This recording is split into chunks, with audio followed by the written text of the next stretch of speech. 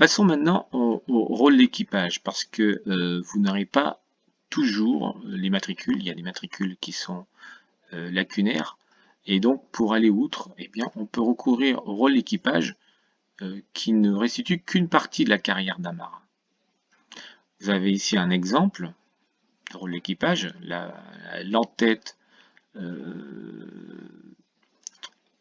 précise les caractéristiques du navire, et dans le corps du rôle d'équipage, vous avez la liste des marins, en commençant par le capitaine, en passant par les mousses et en terminant par les passagers. Donc ces rôles d'équipage, en fin de campagne, sont déposés au port de désarmement. Ils sont à ce moment-là renommés rôles de désarmement, et ils sont reliés avec d'autres rôles de navire, par période. Généralement c'est par année, mais lorsqu'il y a, pour certains grands ports, c'est plutôt par mois, et ils sont reliés dans des registres de désarmement.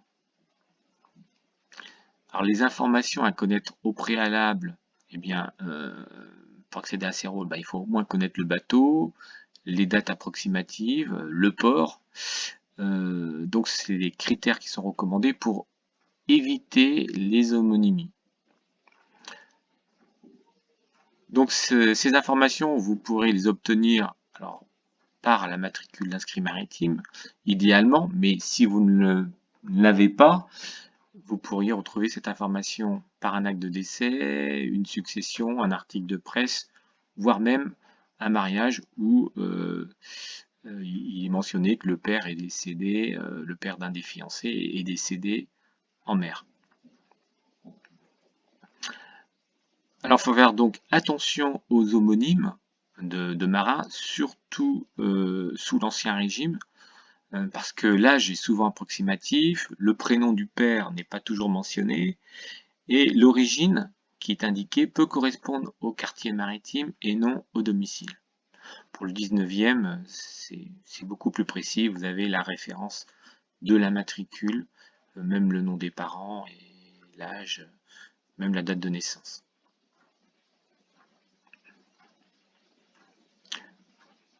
Alors ces rôles d'équipage sont gérés, en tout cas pour la marine civile, par l'inscription maritime, exactement comme pour les matricules de marins, mais surtout de la France.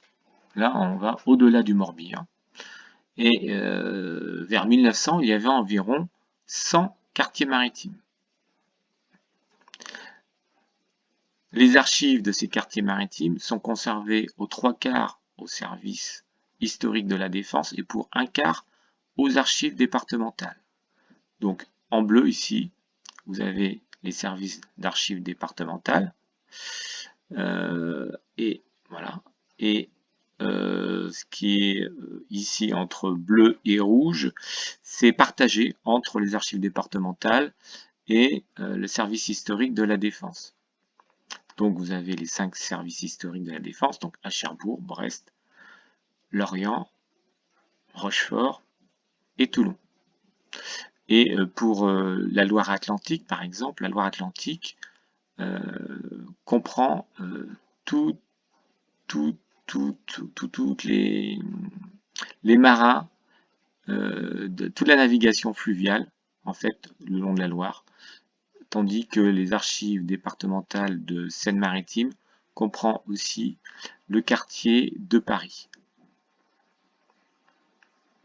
Donc les numérisations ont été faites aux archives départementales pour principalement la Loire-Atlantique et la Seine-Maritime.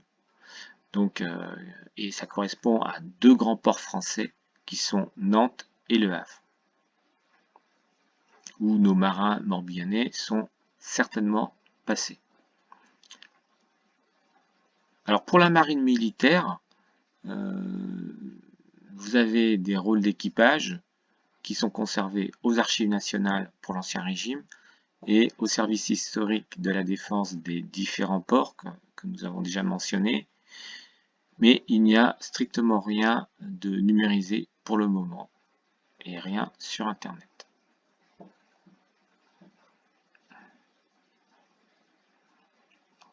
Alors, si on fait un tour aux archives départementales de Loire-Atlantique, donc c'est un très beau site.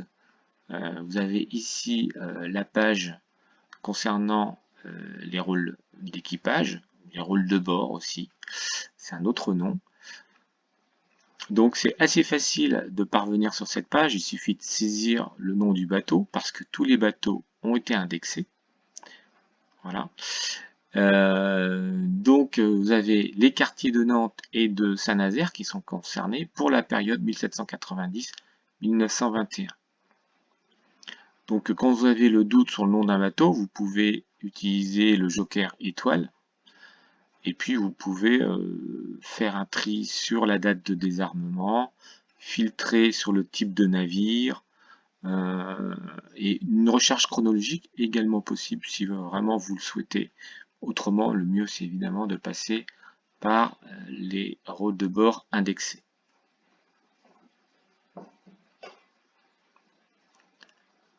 Le site des archives départementales de Seine-Maritime concerne les quartiers du Havre, de Rouen et de Paris pour la période 1750-1940. Donc le site a été refondu très récemment pour simplifier l'accès aux documents avec une recherche multicritère que l'on voit ici. Il n'y a pas d'indexation directe des navires comme en Loire-Atlantique. L'indexation s'effectue en fait, a été effectuée à part. Vous avez une indexation partielle pour les navires au long cours au Havre de 1750 à 1876 uniquement à travers un fichier PDF qui est téléchargeable dans l'inventaire de la série P. Donc vous retrouvez ici dans ce fichier le nom du bâtiment, la destination, la cote aux archives, le numéro de rôle et l'année de désarmement. Donc moi par exemple je recherche un navire qui s'appelle les Deux Sœurs et qui serait parti en 1785 du Havre. Donc pour le moment là je ne le vois pas, on va dire, mais en 1785. Et par ailleurs vous avez une indexation qui est en cours pour tous les quartiers, tous les types de navigation et toutes les périodes sur le site Désarmement Havrais. Donc là, vous allez saisir un navire, enfin plutôt faire le choix d'un navire. Donc vous allez choisir par exemple les Deux Sœurs. Vous remarquez qu'il en existe plusieurs. Moi, je vais m'intéresser à celui qui date de 1782, celui qui a été construit en 1782 à Honfleur. Il fait 280 tonneaux. Si je clique sur ce nom, j'arriverai sur ce détail avec la liste des campagnes qui ont été indexées. Là, je n'ai que 3 campagnes qui ont été indexées. 1789, 1790, 1791, sachant que celle qui m'intéresse est celle de 1785. Donc, comment faire pour la retrouver? L'intérêt de ce site Désarmement Havrais, c'est aussi d'avoir le numéro de page direct sur le site internet. Donc là, vous savez que c'est à la page 539 de cette côte que vous allez retrouver le rôle d'équipage.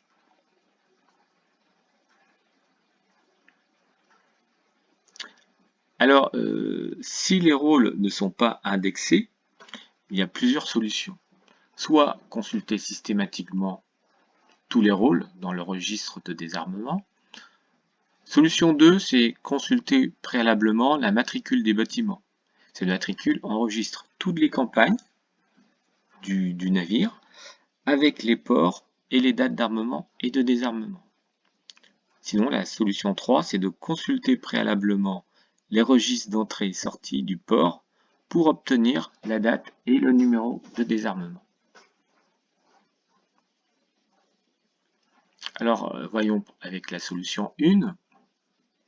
Donc, on va choisir le Havre, armement et désarmement des bâtiments, rôle de désarmement, et on va choisir l'année 1790, ou peu importe, enfin, un des désarmements qui était déjà indexé. Donc si on choisit 1790, on n'a qu'un seul résultat, il n'y a qu'un seul registre de désarmement.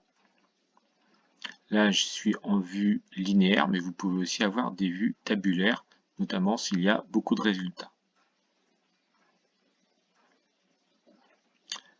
Et si je vais donc à la vue, je vais chercher le bateau à l'année, enfin le rôle d'équipage, en fait,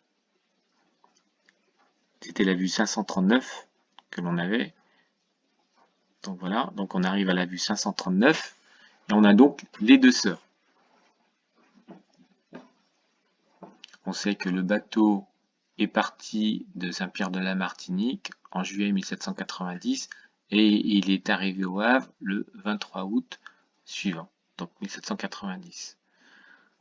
Ici, on peut noter le registre d'immatriculation des bâtiments avec le folio 5, numéro 17.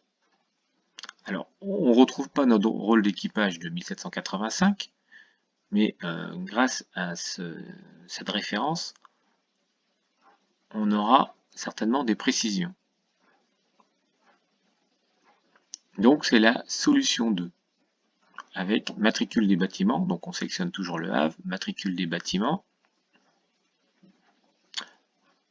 Les dates, donc on sait que le bateau a été construit au plus tôt en 1782, donc il peut être immatriculé qu'après, et avant 1790, avant notre campagne. Donc on sait que le navire aussi, il a été normalement immatriculé au Havre. Donc on obtient ici plusieurs résultats. Il faut parcourir tous ces registres d'immatriculation, sachant que nous avons le numéro 17. Donc voilà, il peut être dans ces tranches. Et comme par hasard, c'est le dernier registre qui nous concerne. Le voici, donc le registre 6P5 51, c'est cette référence 6P5 51.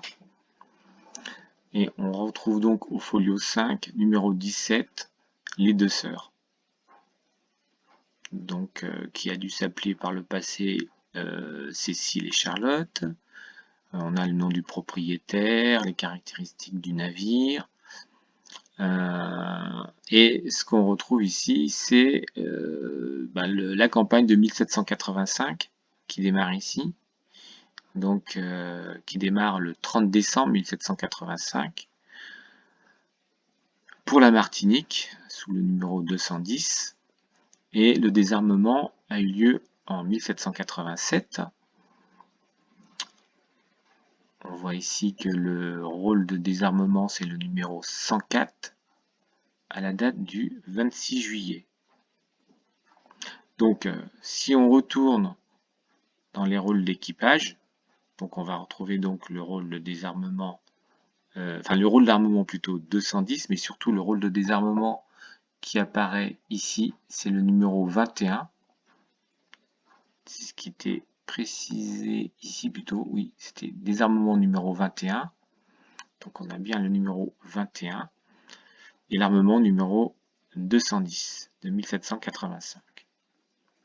Donc là c'est mission accomplie, on a retrouvé notre rôle d'équipage de 1785.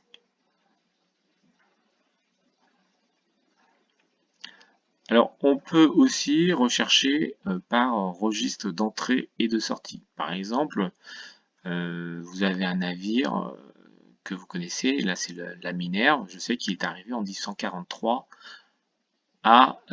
au Havre, mais je n'ai pas plus d'informations.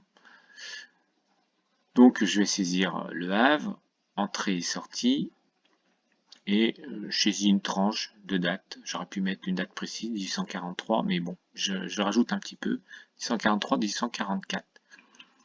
Ici, j'ai plusieurs registres d'entrée et sortie, mais les deux premiers concernent du cabotage, et moi c'est la navigation grand commerce. Donc je n'ai qu'un seul registre qui correspond, c'est le CP6 739. Donc quand je clique sur la ligne, j'arrive ici, sur ce registre, et puis en avançant dans les différentes vues, exactement à la page 22, je vais retrouver mon navire donc, qui s'appelle la Minerve, qui est arrivé au Havre le 11 août 1843, et je sais ici que le numéro d'ordre, donc le numéro de désarmement, c'est le 130. Donc j'avais d'autres précisions ici, hein, c'est le nom du capitaine, le port d'où venait le navire, et puis la nature de la cargaison. Donc je peux ensuite, avec ce numéro 130, retourner sur les rôles d'équipage, et je retrouve donc au numéro 130, donc de désarmement, donc mon navire, qui s'appelle donc la Minerve, un brick.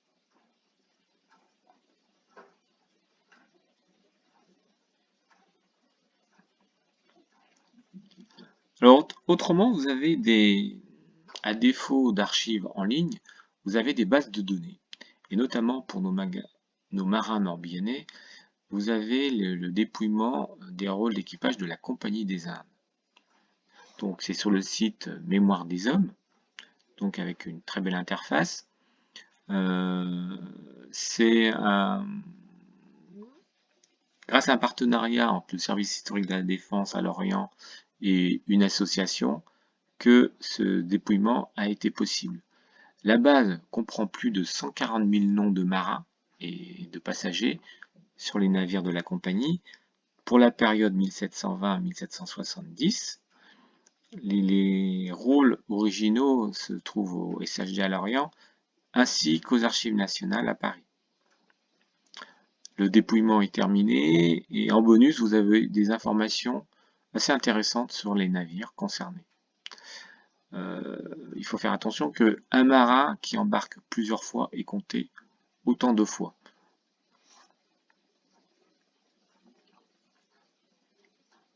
Ensuite, vous avez le site Cap-Ornier français.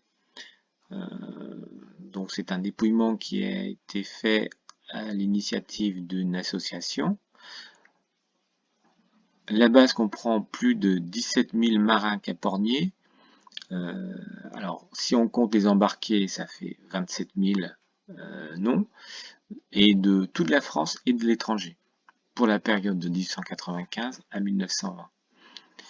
Donc les rôles d'équipage originaux sont conservés aux archives départementales à Nantes et au service historique de la défense à Cherbourg pour Dunkerque, puisque Nantes et Dunkerque étaient les principaux ports armants des Cap-Ornier.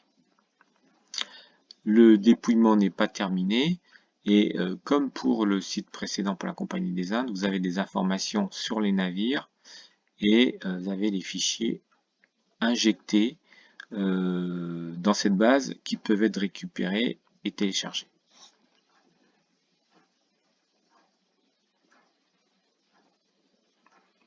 Vous avez par ailleurs le site Lafayette GenWeb, donc, qui recense environ 30 000 marins ayant participé à la guerre d'indépendance américaine, donc sur la période 1778-1783.